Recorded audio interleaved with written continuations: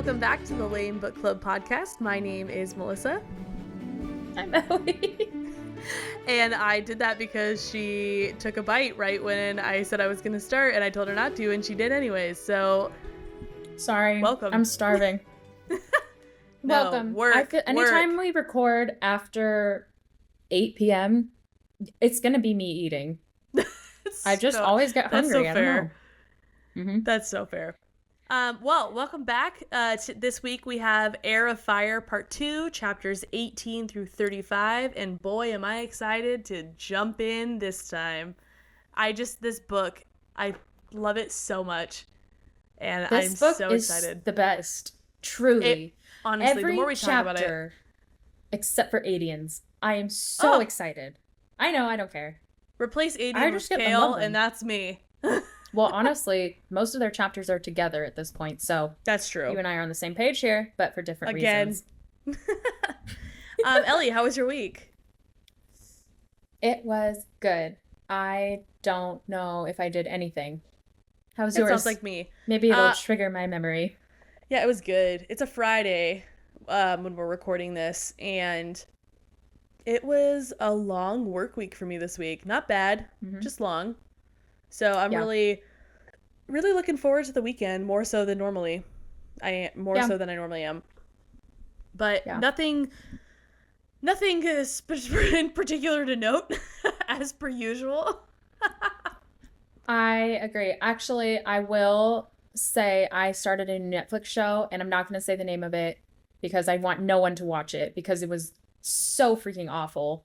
And so I'm traumatized and just going through a lot right now. I need to read about 6 romantasy books to make up for all that garbage that I watched. It was so awful. So now that you mention it, I also started a new show this week. I don't remember what it's called, but it's a Korean drama that I have dubbed in English, and I am very interested. Funny to me. I can't even believe I've never watched one before, and I feel like I'm missing out. I am so invested at this point. It's a series too. It's not even a movie. We were talking right before this, Melissa and I were talking about the 100. Physical 100. Yes. I'm obsessed with that show. It's a slap. I love that show. Haven't watched it, you need to. It is a wildly different experience. I think for me, it's so just fascinating to see like culturally how everyone acts like during this competition show. They're so nice to each other. They're so kind. Nice to each other. They're cheering each other on. Even they're in competition physically, like to see whose body can basically do the most, take the most, beat everyone else. And they're like, "Great job! You're doing a great job." And they're still like, "Oh yeah, that guy's strong." Amazing. It's so uplifting, but also it's incredible what someone's body can go through and do. They did the first ever challenge was basically running till failure. They ran as far as they could, running until there was one person left running. Yeah, and first of all, not fair because not half by any means, but I think 1 or 2 of the people are there for the sport of golf, for being the best at golf, and for sumo wrestling.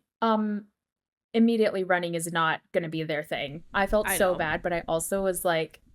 But this isn't a cater to your specialty challenge. This is a physical... I guess. There's lots of different aspects of being physically fit, so... It's true. And even though there were some track stars there, they did not win the cardio running till failure challenge. Very surprising.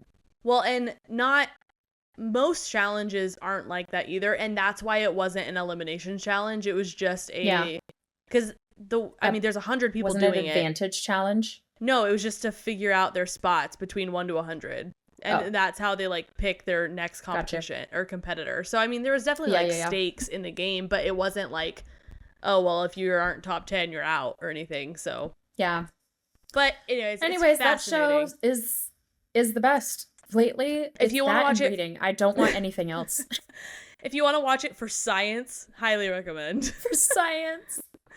Most of the shows we watch are just for science, just to see what everyone's going through. Scientific purposes. But thank you all again for being here. We're excited to jump in. If you don't already follow us on Instagram, it's at the L.A.M.E Book Club Pod. I think that's our handle on everything. I've been starting to post a little bit more on Twitter I mean, TikTok. TikTok. Thank you. Not X, not Twitter. I haven't had one of those since like 8th grade. Although we should get on Threads. I feel like, obviously, 20 plus episodes. I've got a lot to say. And I have even more, and I'd love to write it down. So maybe we'll do that. Maybe not, though. But there's a lot going on. It's a busy week. That's going to be an Ellie undertaking. If just know if we're ever on Threads, know that it's Ellie. It's not me. It will not be me. And my thoughts may not reflect the both of us, but I'm going to pretend they do.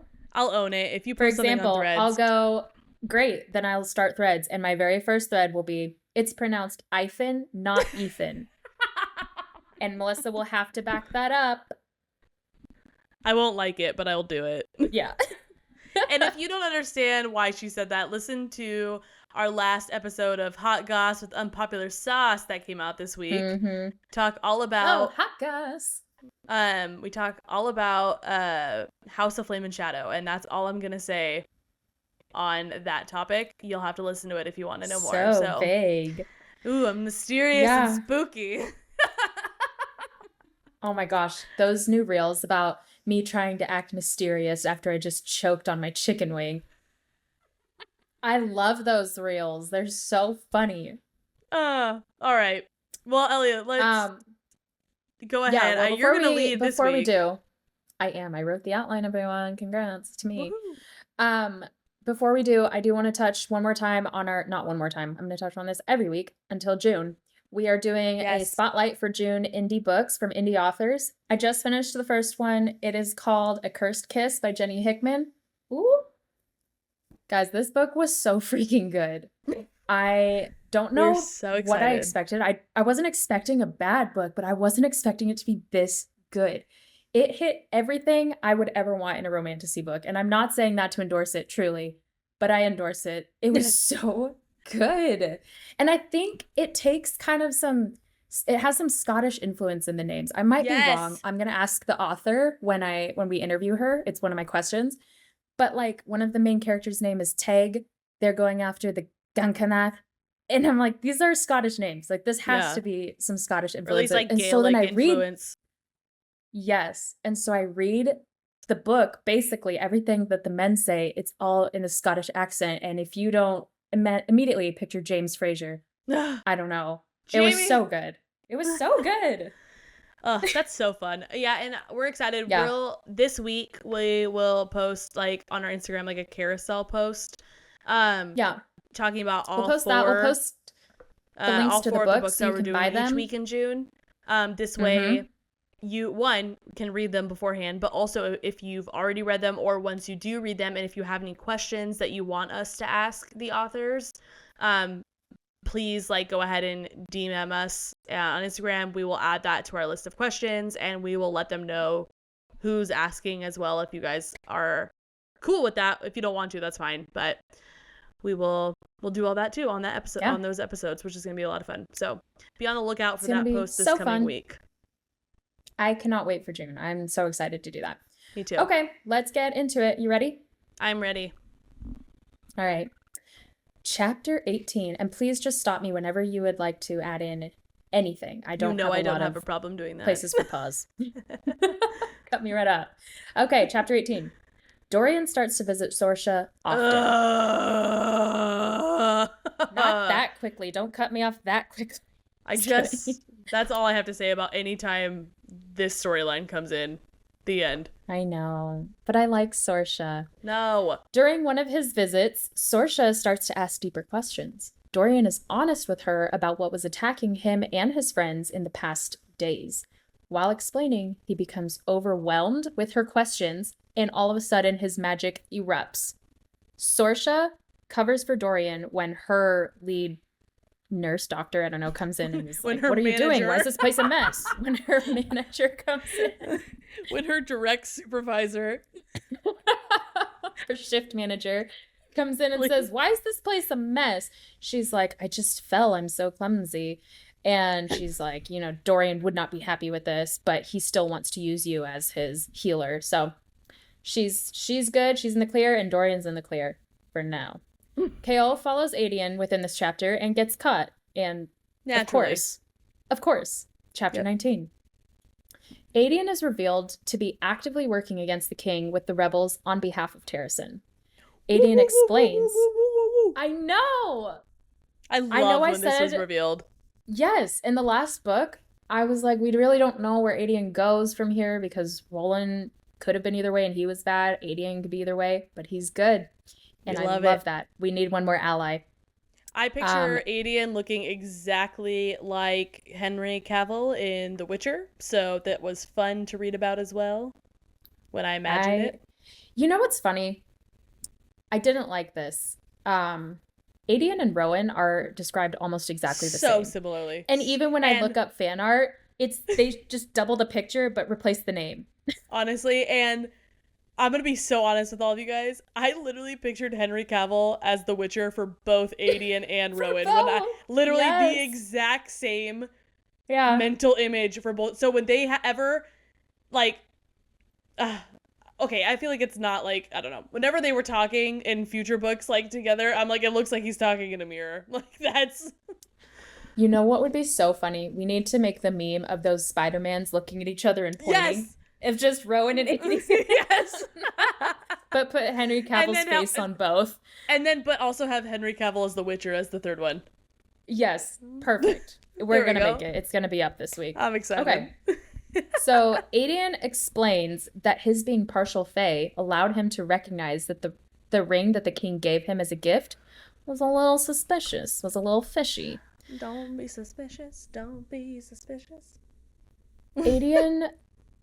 being part Fae. This and what are they called? Mistward was the first exposure I ever had to either being Fae, part Fae, all Fae, half Fae. Yeah. It's always just been you're Fae or you're human. Or you're human, yeah.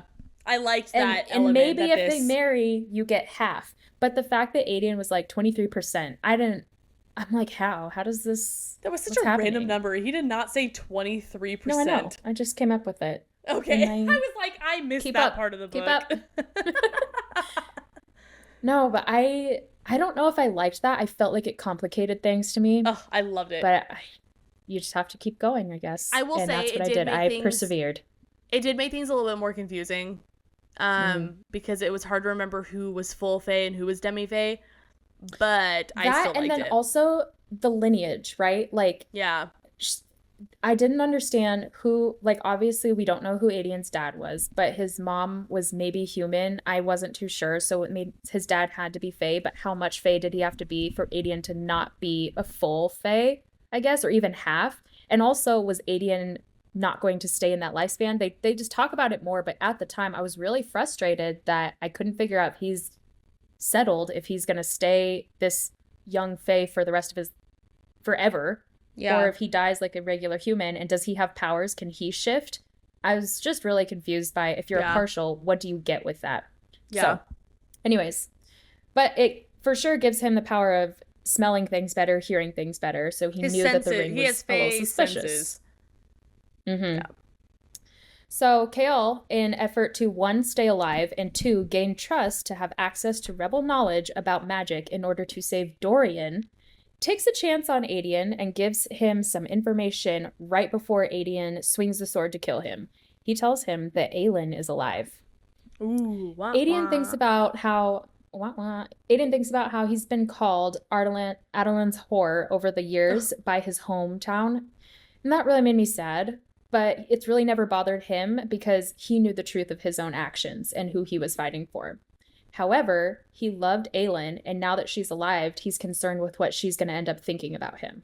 What's your take on that? I mean, I understood that. I will say it gets into this a little bit more in this book, but not quite yet. I was a little confused on his relationship with Aelin. Especially since we have already learned at this point that Sarah doesn't care about blood relations in making like potential love interests.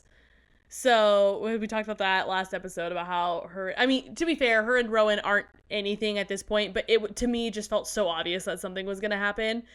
And I already knew that they were distant cousins. And so I'm like, well, he's a closer cousin, but she she's crossed that guess it boundary doesn't already. matter. So who cares at this point how close the relation is?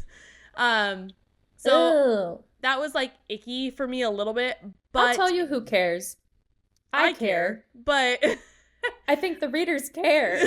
I don't know when so we true. stopped caring that we No. don't date our cousins. No, but we care. Here's the thing. I feel like if they care, if it's like if this is something they don't do in West Virginia, it's probably something we shouldn't do in books. So, yep. West Virginia. Mountain Mama. Those are the words, right? I don't know.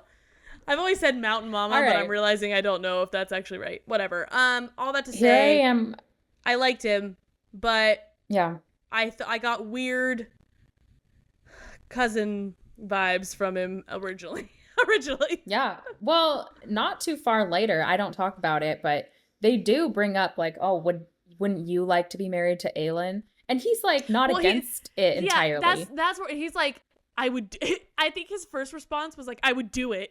It's like, whoa, what? Excuse me.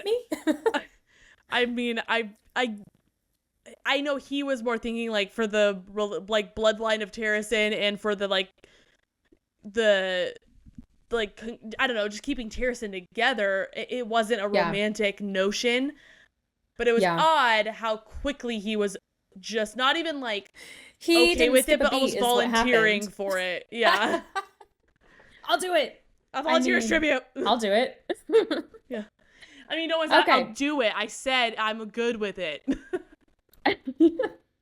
So Adian thinks, oh, no. We already did that point. I'm so sorry. Adian references Aelin's power and how she had burned libraries. I think this is the first time he ever mentions her power or that her power is ever mentioned in general. No, because she had flame at the end of the last book. Did she? The blue flame she when did, she was did. Yeah.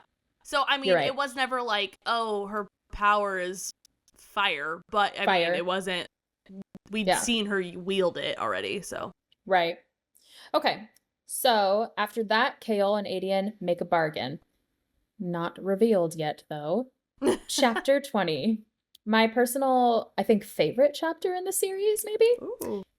I know. Rowan and Celaena are training and fighting.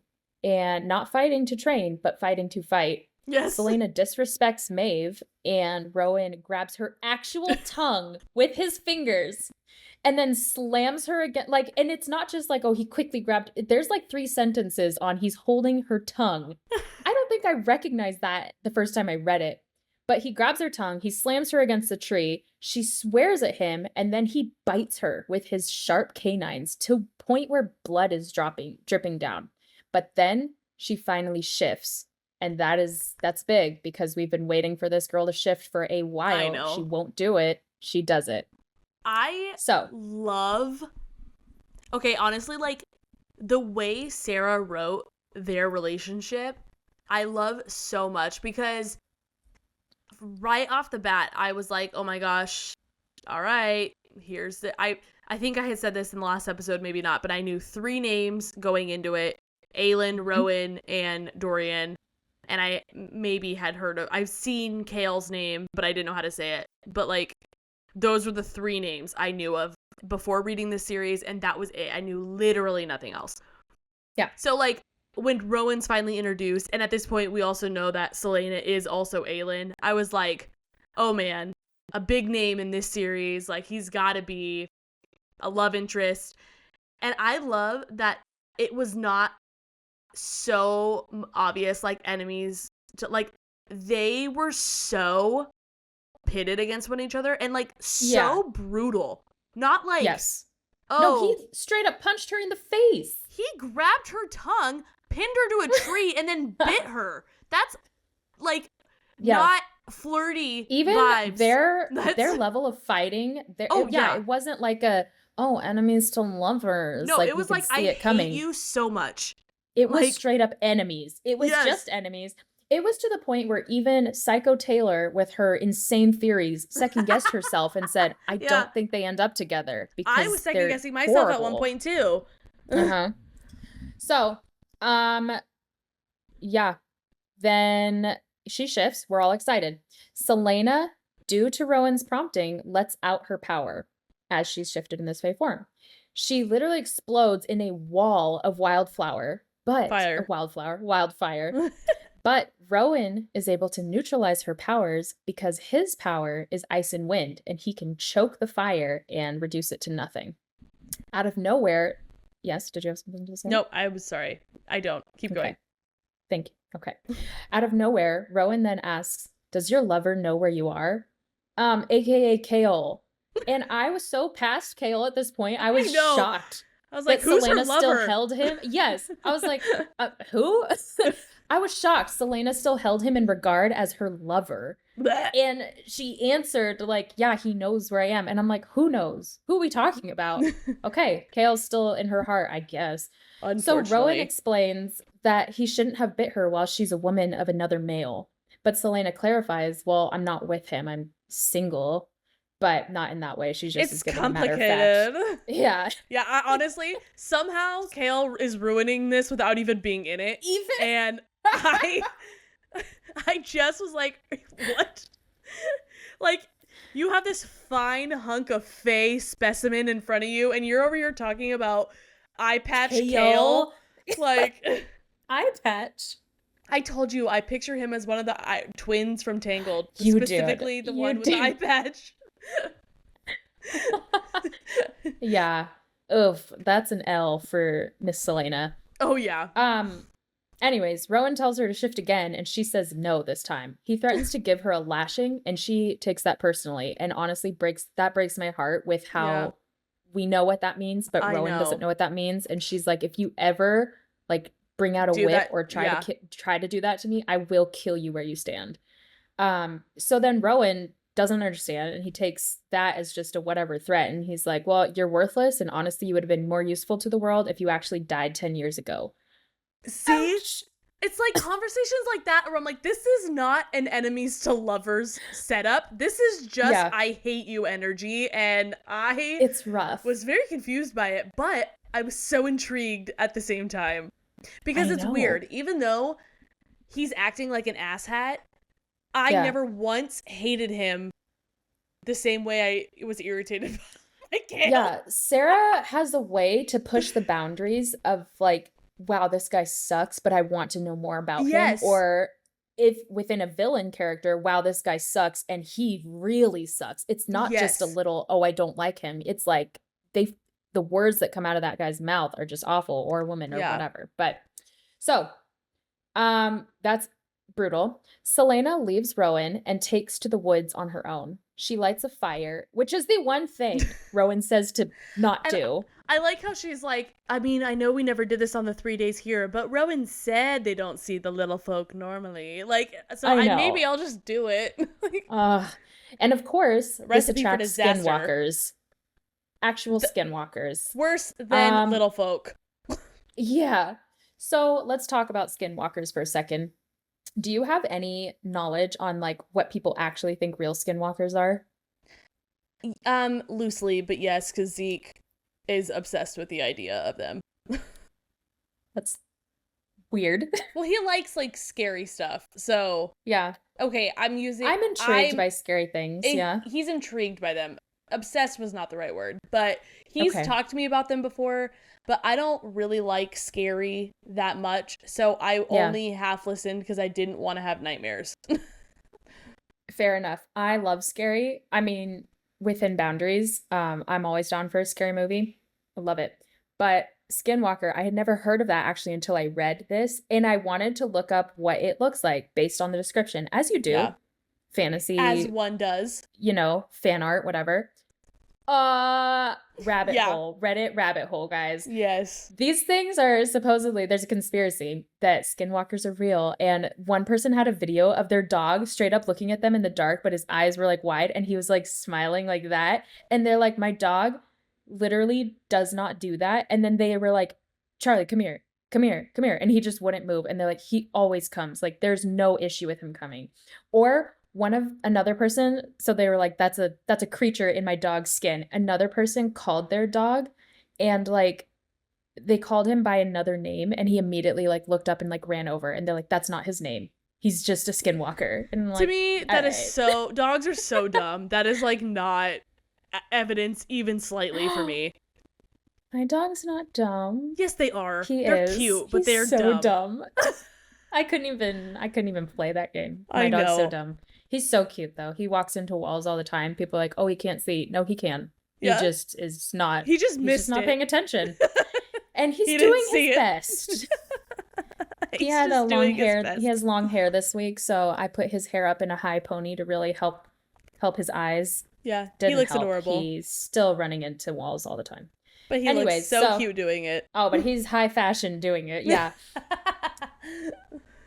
So okay, But that's skinwalkers. That's on skinwalkers. Real skinwalkers are freaky as heck. People's made up stories about their dogs being skinwalkers are not scary. Hey, whatever. Yeah, I agree. So Celaena runs and Rowan finds her. He tells her to shift or they won't make it because his power is useless against them since skinwalkers don't breathe. He can't choke them. What about ice? Yikes. I think he said he could, but it's like it wouldn't stop them very long. Yeah.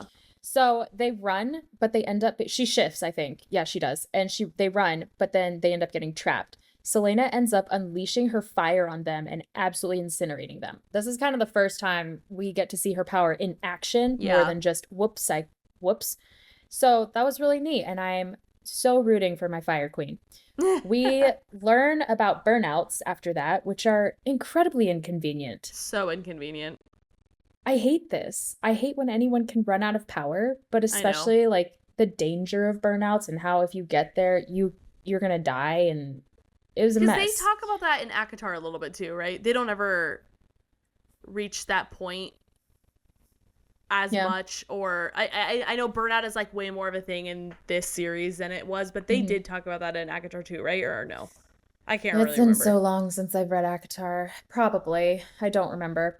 But I mean, I know they talk about like their power, draining. Obviously, Tamlin's power wasn't at full capacity when Feyre met him. So I'm sure they would have mentioned something about that. But this level of burnout is you get the shakes, you're sweating, you can't breathe, and all of a sudden you pass out or you die. It's how I felt when I got the strain of the flu that's going around. So I can relate. Aelin, Celaena. Exactly. Celaena also admits that she has little to no control of her fire, which is a big step. Admitting is the first step. So chapter 23, and guys, I might have lied before, this might be my favorite chapter upon review. Wyverns are being presented to the witches by being brought out into a pit with a bait beast that's chained to the wall. That was so sad. I know. But it is what it is. They attack the bait beast, and based on their performance, a witch will claim the wyvern. So Manon is set on the largest wyvern. His name is Titus. She's waiting, watching all the witches claim their wyverns. She's waiting for Titus to be brought out so that she can claim him. Titus is brought to the pit, and Iskra, who is another witch that is in line for which line? Yellowlegs. The Yellowlegs, yeah. Iskra Yellowlegs. Makes sense. Pushes Manon in.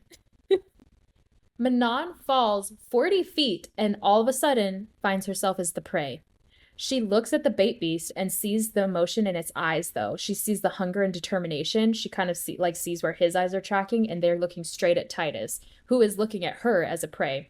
So she feels this immediate connection to the bait beast, which at first I was like, she's going to end up with Titus. I know she is. She'll fight anyone for him. Yeah, exactly.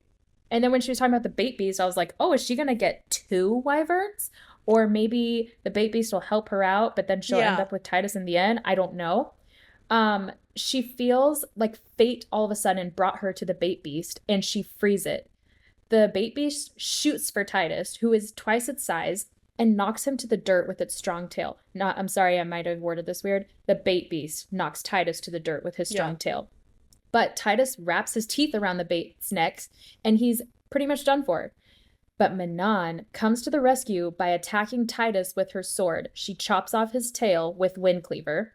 Titus screams in pain, but the bait beast clamps its jaws around its neck. He dies, black blood spilling everywhere.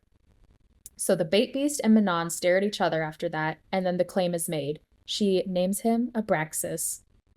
This threw me for a loop because Manon is not someone who settles for a wimpy little wyvern who's getting munched at by every other wyvern in the pod.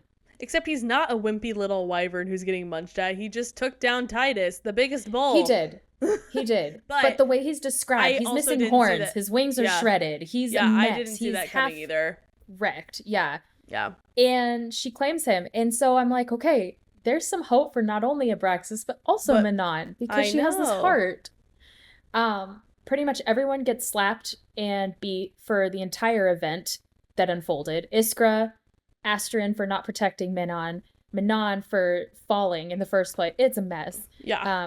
But worst of all, Manon's grandma is revealed to be an even bigger B word because she's just like, you've embarrassed me. You've embarrassed everyone. Slaps her in the face and is like, you're a disgrace. I'm like, good Lord. I know. She's a piece of work. She sure is. I would have packed up my little suitcase and left. I saw this. I think I sent it to you. This reel. That's what I was thinking of.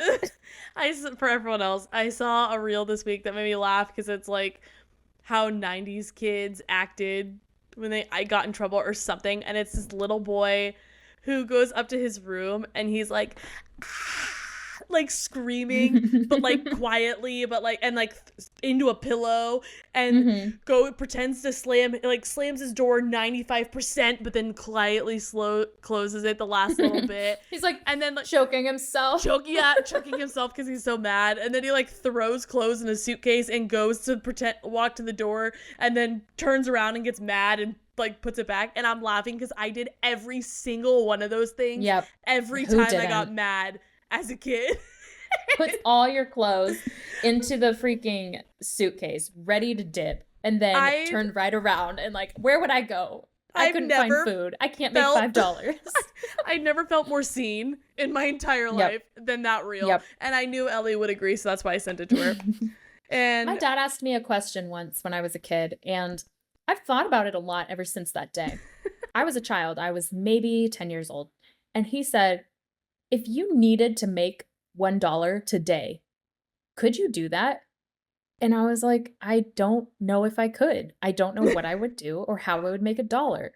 And that stuck with me every time I had one of these hissy fits, because I was like, I can't move out. I can't make $1. I don't know what I would do. How do I live? And to this day, I'm 28 years old with a full-time job. And I'm like, I think I could make $1 now. I think I know what I would do just to show up and make $1. So man, I wish someone gave me that sage advice. I just never left because I didn't want to get snatched on the street. My stepdad was a cop, and so I got street smarts. Well, I don't know if I got street smarts. I got street warnings a lot. I know he had the best of intentions, but he just casually talked about, because he specifically like worked with parole, and also specifically within that would rearrest parolees that were at large for breaking their parole. So he was casually talking about all like the people that he needed to arrest and or that were still loose on the streets and what their crimes were. And so I was, in my head, everyone was a criminal outside because of that. So that's why I never left. I don't know if this is worth telling on the podcast, but I would tell you. So I feel like I can tell everyone else, I guess. I don't know. This is a weird story. But one time, this father, I was serving at church, and this guy, he's a father, and he was talking to me about how his kid was running across the street. And this is a very unprompted situation. It was so random. I did not want this conversation to happen, but it was. He was talking about how his kid was running across the street and he could not get him to stop. So what did he do but show him a graphic video of someone getting hit by a car to stop the kid from running across the street? And I'm like, I don't know if that's the best situation, but you know your kid the best, and I don't know if that's the worst situation to show it. I don't know. Is this parenting? Why does that fit? I don't get it so well with like our generation's parents and something that they would do. Like you and me, our generation? Yes. Yeah. Because like you were saying, it was a dad of a kid probably your age or around your age. So like, why? I don't know. Oh my gosh, that's wild. It really was. And I'm like, that kid's not, he's maybe like 5 years old. That is a lot to take in. That is so much. He's not going to get the full impact of that. Well, I don't know if he's still running across the streets. I'll have to follow up. He's still to this day running across the street. All right, chapter 24. Dorian snoops and hears Kaol telling Adian about the word keys and Celaena's identity. This is a lot to catch just off of like a secret conversation you're not supposed to be hearing. I would be so mad if I was Dorian. My BFF is over here telling a new guy all these secrets about my ex-lover. Like, are you kidding me? I'll tell you what, if I heard you talking to anybody else about any book, that's grounds for removal. So I could not imagine this. That's outrageous. So this is news to Dorian, and he is rightfully pissed off, but also scared of Celaena's promise now that he realizes who she is. He remembers that she says, "I'll come back for you." Yep. Which you could read that really any way now, because I'll come back for you as in you're my friend and I'll come back for you to save you or to be with you, you know, like you mean something to me, or I'll come back for you. I will kill you. Dorian. For you. For you. Yeah. So he's also understandable. Yes, he's a little bit nervous, as we all probably would be. Yep. Chapter 25. Rowan takes Celaena to see the body of a dead woman who was killed by what they think is the same creature that they saw at the barrows.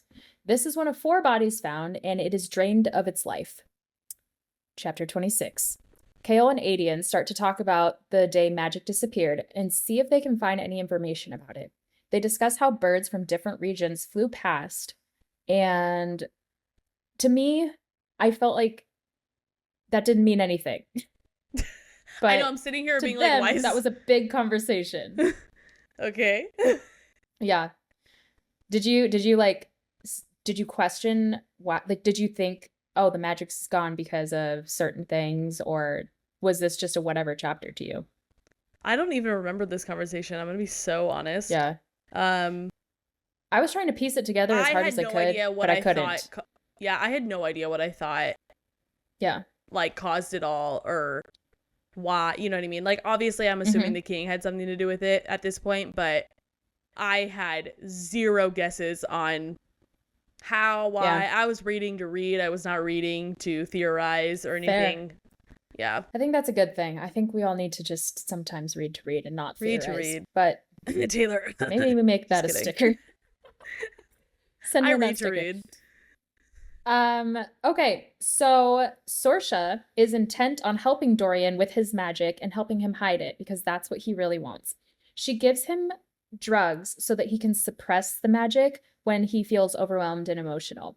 They test it out and it works. He is so excited that he kisses her. And she doesn't know how to feel about that, even though she's loved him forever. Literally also, again, just like, oh, this whole is so pointless for me, but I'm like, she's literally obsessed with him. Like, borderline creepy how much she's, like, into him without him even knowing who she is. He's finally giving her the time of day, and then kisses her, and she's like, I don't know if that's what I want. What do you want, Sorsha? Creepy. No. We're all allowed these emotions. We'll have crushes. If my longtime crush, exactly what you said, I didn't know very well, but I'm just like, wow, I'm enamored. He's so attractive. He seems so sweet. All of a sudden is into me and then kissed me. I wouldn't know how to feel. No, I'd be excited. You'd be excited. Also, she is not enamored. She's the equivalent of, like, after they had their first conversation and he left the healer's quadrant area, she might as well have been Patrick Starr trying to sell chocolates going, I love you. That is exactly how she's like, I've been in love with this man for so long. And I remember being like, I know that's not exactly what she said, but I was like, who are you? What? Okay. Oh, poor Sorsha. No, she's fine. Well, they kiss. Chapter 27. Manon is realizing that Abraxos is smarter than the other wyverns. He also can understand her to an extent. She tells Abraxos that she's about to make a bunch of mods to him, And I I know. was so stoked. I was excited to see what Wing she was gonna do. mods, spike mods. She said she's gonna take his spikes and make them iron like her little nails. I Ugh, know. loved They'd it. be like twins. Abraxas 2.0, baby. So Celaena and Rowan run 20 miles each way to find another dead body. In their fae or to form. go see it. In their fae form. But clarify. 20 miles in one day. That's a lot of miles. For someone who's slightly out of shape, I will say she's not 100% back, so yikes. So that just goes to show fae form is elite. They run as fae, and Celaena is realizing how enjoyable it is to be fae and how much better her senses are. Rowan raced her, and she's realizing that he's kind of playing and maybe even smiling. Celaena dreams about how her mother used to call her Fireheart and just kind of their bond, their story. She also dreams about Adian and how he was her only friend growing up. Feels convenient that she's starting to dream about Adian for the first time in a while. I thought that too, but I kind of think that Adian was a character that Sarah came up with in Heir of Fire, and so then she needed to have Celaena get some connection to him because Celaena didn't think or talk about him at all in the past 3 books. So we need a little something. Chapter 30.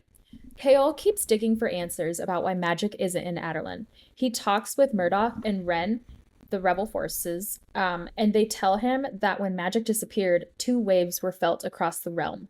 The different waves formed a triangle, which explains the birds because birds from a different region were flying with the wave and the other birds were flying with the wave, and so this created some kind of triangle. Does that make sense?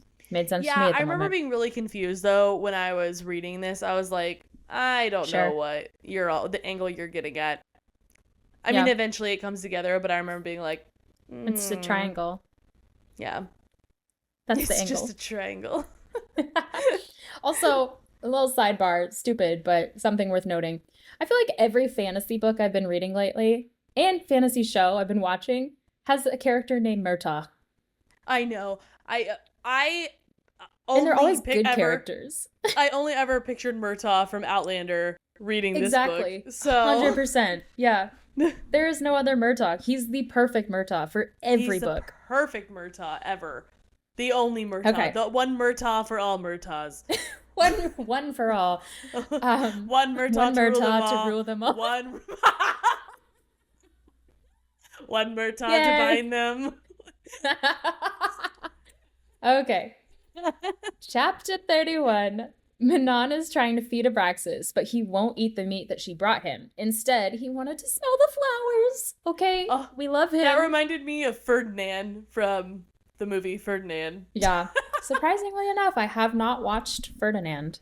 You should. It's good. Nick Jonas sings a song in it. Big fan. Oh, love Nick Jonas. Yes. Manon bit into the icy meat to prove a point to Abraxas, but then immediately spat it out. It was off. She figured it was something in the water, but she was like, it's not rancid like the people here, but it's something's wrong with it. So Manon is told by her grandmother after that if she is not airborne with Abraxas by the next day, she doesn't need to even bother coming back. Manon straddles Abraxas, and he flips the flip out, sending them both over the edge. I was very nervous for her at this point. Oh, yeah. Chapter 32. I figured she was fine to some capacity, but...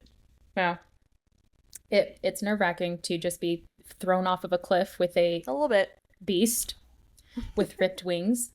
Manon and Abraxas are plummeting to their death when she starts to scream, "Open your wings!" She has to scream it 3 times before he actually opens them and starts to, flap. But he finally does it, and they are saved, and they are flying. So she plans with the 13 to do some extra flying training. Chapter 33. Celaena is listening to Emrys tell a story about Mora, Mab, and Maeve. Parentheses. To be absolutely honest, I am still so confused by all of the lineage. End parentheses. There's so much happening with the lineage in this one too. I also... Well, and so I think you have to read Throne of Glass twice, guys. I think that's what it takes. Yeah. I didn't realize that Mab and Mora traded their immortality to be with the human lovers, which is the story that Emrys starts to tell. Yeah. And so maybe that explains why there are some partial fays. I don't get it still. Twice is not enough, people. I was just about to say, you need to read it more than 2 times. So, anyways, Mora and Mab, this is the story. They both fell in love with mortal men and gave up their immortality. Maeve once fell for a warrior, but he died without ever giving her the ring intended for her. This was revealed after Celaena had asked, was Maeve ever mated? And she was not. So all of a sudden, a man comes in, and we are introduced to the Gavriel, one of Rowan's friends. Gavriel and Rowan brutally go into Rowan's room and then slam the door. Celaena gets nosy, so she brings them food, and Rowan yells at her to get out. I would literally leave and never come back. I would be almost so embarrassed. A brother-sister relationship, and I mean, they're cousins, so I guess it doesn't matter again, what relation they are. But yeah. I'm being 1,000,000% sarcastic when I say it doesn't matter, because obviously it does. But they've already crossed that line. No, I know that. I'm just still baffled she wrote them as cousins. That's not to you. That's to Sarah. I'm sorry. That's weird.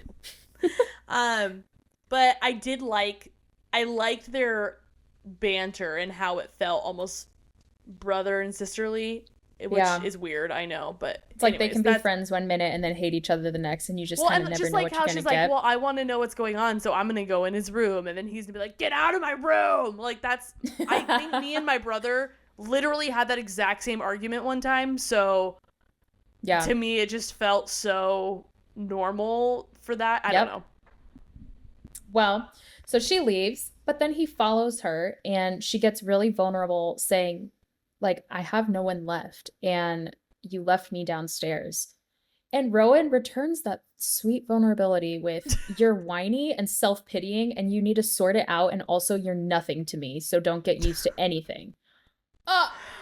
I know, and then I was like, oh, Rowan, you just broke my heart. And I think I started to not like him a little bit at this point. I want to say that it was this conversation that I was like, all right, enough with this. Be the lovers part of this. It's so tricky because I'm so tired for Celaena. Like, she's so tired, and you feel that emotion. Again, I'm a very emotional reader. We all are. Yes. But she's trying her hardest to make it back, and you get these glimpses of her old self. She's shifting, and she's running, and her hands are free, and she's in the wind, and she's feeling like, I like this. And she's being vulnerable, and then Rowan crushes her, and so literally the last line of this is that she leaves, and the light inside of her goes out. Yeah. And I'm like, someone fix my girl. I know. So chapter 34, Emrys is just being nice to Celaena when she absolutely blows up on him. And my quote to that is, hurt people, Amen, sister. So Emrys goes to Rowan, and he's like, guess what? I know who Celaena is, and I knew her mom. And you need to start being nice to her because she has no hope left. And if you're not going to be nice to her, think about everybody else that you would be helping if you were, because she is a symbol for a better world, and you need to start pouring into her rather than tearing her down. And Rowan took that to heart, which is good. So he goes and finds Celaena, who is crying down by the river because she had heard her mom's voice saying, like, what's wrong, Fireheart? And she's just like, I'm just so lost. So Rowan finds Celaena crying by the river. He asks if she wants to talk about it, but then she says no, and he's like, okay, well, we're going. Guy. He takes her to a frozen lake where Luca is sitting in the middle, bundled up and chained up. Just what she needs. I know. I'm honestly a task, but I was just like, obviously he had like planned on that, but I'm like, what if she did want to talk and they were there for a while? This poor didn't even think about that. That's so just funny. Stuck there for like cold and alone, chained in the middle of an ice patch. Like, are you kidding me? That's hilarious. He takes her. No. Rowan tells Celaena, go save him. And she's like, how? He's like, by using control. Figure out how to free him without drowning both of you. Simple. Simple. Easy. Because fire and ice mix, which is exactly what she thinks to herself. She makes it to Luca and frees him, but then notices a giant red eye staring at her from under the ice. I have a confession. Immediately know. I have a confession. this did not interest me when I first read Heir of Fire, and it didn't interest me again. So I skimmed both times, and I could not tell you more about the attack other than I think she comes out with a sword and a ring. And if you would like to shed any light to that, go ahead. Sometimes I just skip things because you live one life, and I don't have a lot of time, and it did not interest me. It reminded me of Ice Age. The like things that come out from under the water. Yeah, and I don't like that movie, so I didn't want to read this. Yeah. That's like a Ray Romano classic. You don't like Ray Romano. The slot. That was a pretty good impression, you have to admit. That was very good. Okay, we do get a lot of dandelions out here, and I'm always like, dandelions. But you don't like that movie. Make it make sense. No. I'll quote a lot of things I don't like. All right. I have no other examples. Anyways. Moving on to the chapter that Ellie skimmed. Yeah, so Celaena, this is our last chapter, everyone. We are winding down. Celaena and Luca are running. She grabs a weapon on the ice with a ring on it. She grabs a sword on the ice and it has a ring on it. It falls to the ground. She picks it up. She puts it in her pocket. They escape the monster. That's all I'm going to say about it. Celaena is level 10 mad at Rowan for using Luca in her training. Yeah. She punches him in the face, and it felt so good reading this because he's been such a dick. Honestly. I felt like so much anger was released when that happened. I punched him in the face while reading this. Oh, he needed it. Celaena, out of rage, explains what happened to Nehemia and how it impacted her. She explained it because she's like, no more people are allowed to be involved when it comes to their safety. And he's like, tell me why. In his defense, he didn't know any of these things, but that doesn't mean that they're good ideas to begin with. Like, how that does not absolve him from using someone else as bait. Ellie, like I just said, it doesn't take away from the fact that it wasn't like a good thing to do, but he didn't know how triggering it was going to be specifically for her, like the lashing. Obviously, no one ever should be like, I'm gonna whip you. Like, that's not a good thing to do ever. But most people also don't have the history of whipping like she did. So like that was extremely triggering for her. Most people would not want to see their friends like in danger, but it's going to be motivation for them. They don't also have a triggering past of this exact similar situation, but ending poorly. You know what I mean? So like he didn't know, but that doesn't mean that it was okay that he did them anyways. He just didn't understand how triggering they were going to be for her. Yeah. And honestly, I don't think I'd even care if it was like Reese that did this with Feyre and it was Cassie or something, as long as like, because she didn't have that kind of background. And if she was like, oh man, I saved him and I found myself in that, which is what Rowan was hoping for Celaena. Yes. I don't think I'd care. But because Celaena had Nehemia and how Nehemia decided, I'm going to end my life in order for you to take action on yours, she just did not want anyone else to get hurt or impacted because of her. So it makes all the sense. Celaena apologizes profusely to Emrys, Luca, and Malachi for how she spoke to them, what happened to Luca, and just how she hurt them in general.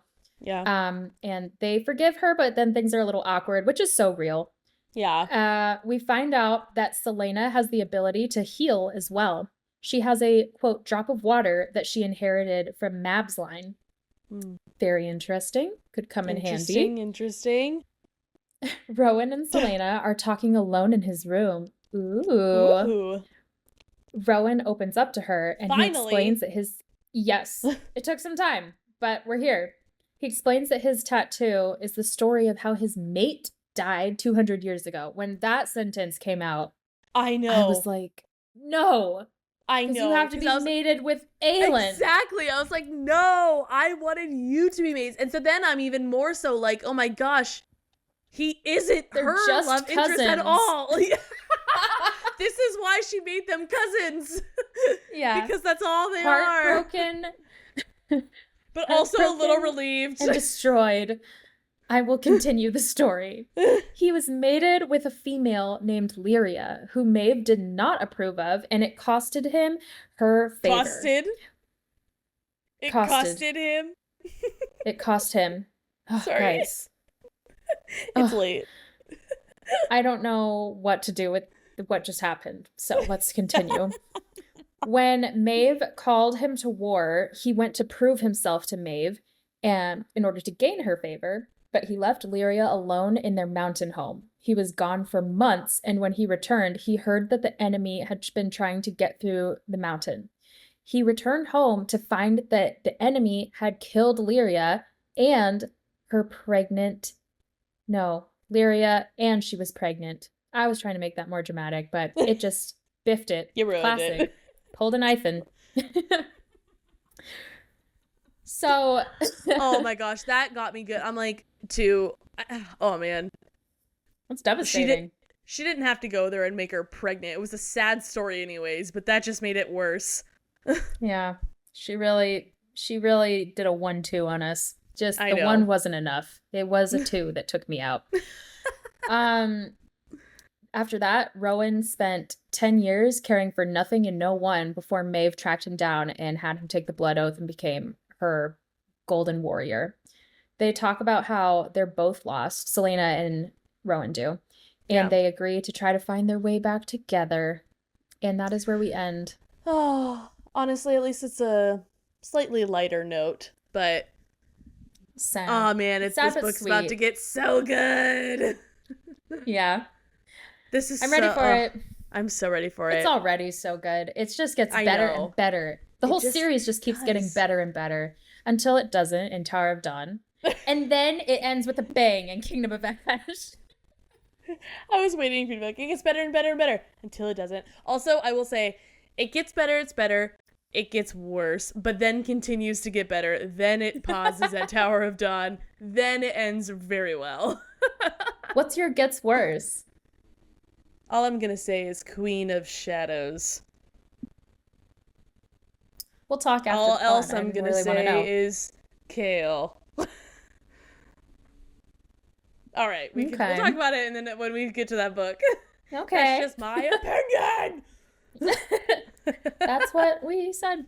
Okay, guys, so that is it. Hope you enjoyed. Like and subscribe and comment and leave reviews and all of the things. And get ready for June, baby, because we're doing 4 indie books that will be posted this week. And also, one more task for everyone. Listen to our hot goss with unpopular what's the sauce? Ellie can literally never remember. It's hot goss with unpopular sauce. It's our new. It's not for me. Weekly. Yes.